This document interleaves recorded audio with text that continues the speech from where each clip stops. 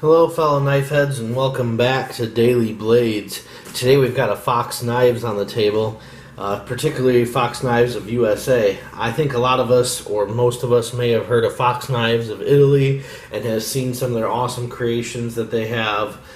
They have some awesome friction folders. They do a lot of work with Bastinelli creations, and they really do make some very good knives. But this is Fox Knives of USA. I'm not really sure how all that works.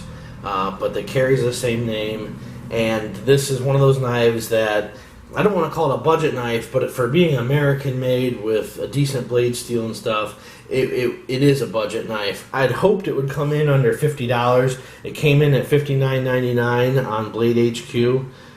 Wanted to go ahead and grab one, just give it my initial thoughts. Not really 100% sure if I'm going to do a full review on this thing, like after I carry it and stuff, and tell you all the things I like and don't like of it, or things that grew on me.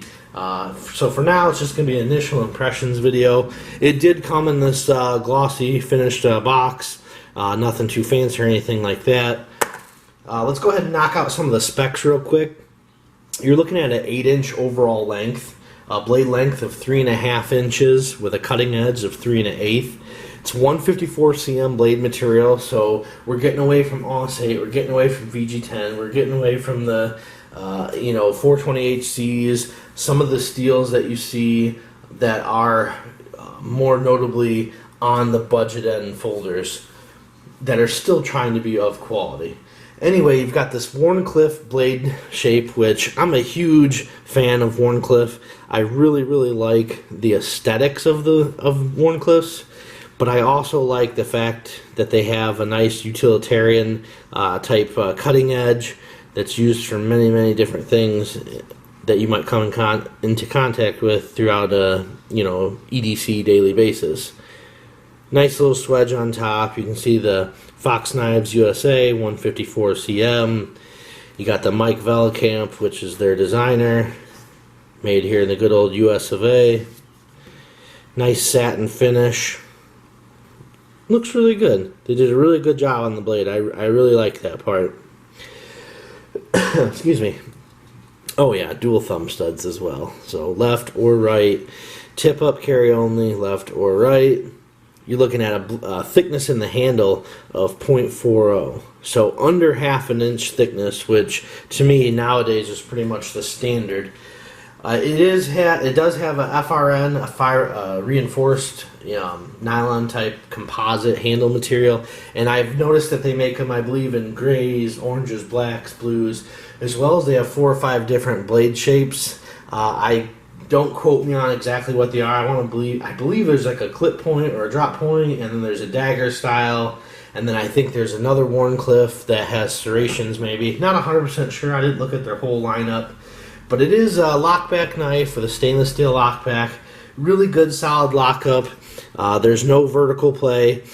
It almost feels like there's lateral play, but I think what I'm feeling is because the FRNs are not reinforced, there's no liners in there, I think I'm just feeling the whole knife kind of flex, if you will. So, and to hit on that as well, they were able to keep the weight down in big part by not running liners and using that FRN material. So the weight is coming in at 2.8 ounces, which is pretty darn lightweight considering you have a 3+ inch cutting edge blade on there. What do we hit on? So manual thumb stud opening. This particular model is the Drago. I want to say the names change with the blade shape. Again, I didn't look into their full line. I just saw the Wharncliffe, knew I liked Wharncliffe, thought let's go ahead and get one and give it a try. So you've got this curved handle with the finger contours in it, which we'll get into that in a minute if it feels comfortable. They claim that it's supposed to be, a reliable ergonomic grip, and that there's plenty of detail work in the knife, and that there's jimping on the spine of the blade on the thumb ramp. For me, all those things were misses, though. I'm just going to tell you right now. I can't find a way that this knife feels comfortable to me in my hand. In the back position, okay, so the first 3 fingers do feel good, I'll give them that. But then my pinky ends up either smushed in there on the outside or right on that point. So This would be okay for most cutting tasks, I think. I kind of have to stretch out if I want to reach that jimping, so I'd end up holding it back here a little bit, not really on the jimping. And I think for opening packages and tape on boxes and stuff, that would be fine. I really wouldn't feel like I'd have fine control. I'm just holding too far away from that that cutting edge, that tip of that blade. And then when I go ahead and choke up in the choked up position, this choil that they have in here is a little too small for my fat fingers. If you have large hands but skinnier fingers, it may work fine for you. But for me, I'm a little smushed in there, and then everything just doesn't seem to line up right for me. And then the ramp ends up being at such an aggressive degree, kick up, that it almost feels useless to me. I mean, the jimping itself is very good and works as it should, but just the position of how it lies, my hand just doesn't feel comfortable. I really don't know how to explain it, but in my medium to large size hands, but that are fat fingered, it just feels awkward. The thinness of the blade, or the handle, I actually wish it was a little bit thicker. I think it would help my grip a little bit. The pocket clip adds a little bit of a hot spot as well, being as it's thin and wiry and has this kick up on the end here. So I can actually feel that digging in. So for me, the ergonomics are just not there. And to me, I think they're really trying to compete, being as they went with a decent blade steel and FRN handles with no liners. It's like they're trying to compete with maybe a Endura or a Delica, and those two knives just blow this thing out of the water as far as ergonomics and comfort in the hand. So I can't give them a thumbs up on that. The other thing I can't give them a thumbs up on is this wire thin spring steel pocket clip. I mean, this thing just feels like it's going to get mangled and bent the heck all out of shape. So time will tell. Maybe not. Maybe it'll hold up. But to me, it feels way too soft. I just have a feeling you're going to be constantly taking it off and rebending it back into shape. Show you a shot of the inside of the FRN handles here. You can see no liners or nothing, and they're very, very flexible. I mean, honestly, I'm not really squeezing that hard.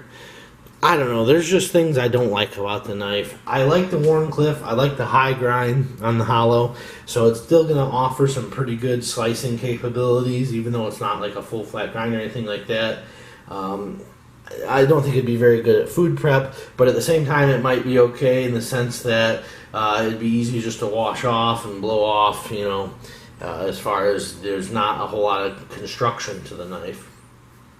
It is made in the USA, so that is a bonus in my book, because it's another one of those knives that are going to compete in that, like I said before, I'd love it to be sub 50, but this is coming in at $60. But you get to compete with a few other knives. For me, I still think I would take the Kershaw Link at $40 with the 420 HC and aluminum handles over this, or save a few dollars and get their plastic handled version. And I think it would be a much better knife. The ergonomics are better. Daily carry, I think, would be the one I would pick. So there it is. I really don't know what else to say. 154 cm is a plus. American made is a plus. I like a good old-fashioned thumb stud operation, and I've only opened this knife less than maybe 15 times, and it's already starting to really break in. It's still very stiff, but I can get it to flick open, and I want to say I did see phosphor bronze washers in there, so it should just smooth out as time goes on, so that's a plus. The lockback design, obviously this is a very trusted locking mechanism. The engagement is very good. There's no risk of accidentally disengaging it. So I'm applying a little bit of downward pressure, and we'll start disengaging that blade. And it's not until it's almost completely depressed that it releases. So I don't think there's any risk of, if you got chubby hands or anything, of applying some pressure on that, thinking that you're going to have it unlock on you or anything like that. Good vertical lockup. Downsides for me is the FRN handles feel very cheesy. They did do some effort in rounding the edges and stuff, so there's not necessarily any sharp edges on it. It's pretty well rounded and smooth everywhere, but it just feels so cheap and plasticky. I forget what they call their texture. I want to say they call it a something dragon skin or dragon's breath or something.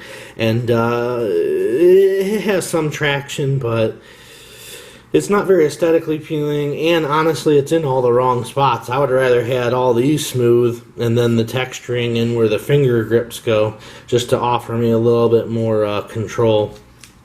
Pocket clip is a miss for me. Not having liners, to be honest, I'd rather have that extra half an ounce or an ounce and a half even, to have some liners in there. I think it would take out a lot of that flexion. I mean, I know it would, and a lot of that lateral flexion. So there it is, guys. I'm not really sure if I'm going to carry this knife and put it through its paces and give you a full review.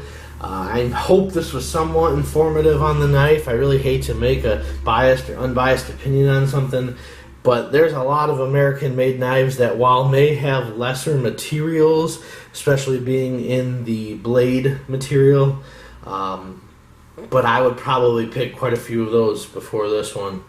It just really doesn't stack up to the knife that they're trying, in my opinion, the Spyderco knives that they're trying to compete with.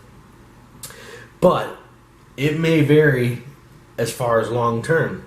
It may hold up. It may be strong. That blade edge, you know, having that 154 cm may have good edge retention. The lockback should last a long time. I mean, I can see it lasting a long time.